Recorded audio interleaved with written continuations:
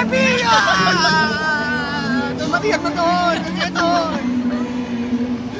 Cô gái tôi yêu.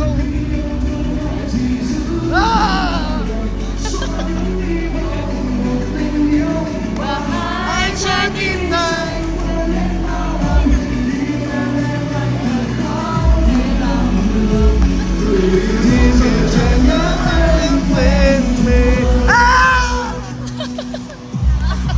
Trời ơi, tôi chết mất rồi.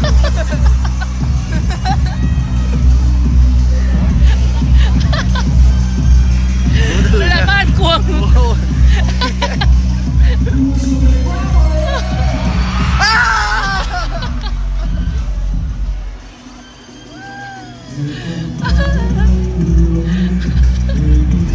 Đây là ban cuồng các bạn. Ban cuồng cái gì nhỉ? Cái gì nhỉ? Quân AP. quân AP, quân ban cuồng của quân AP.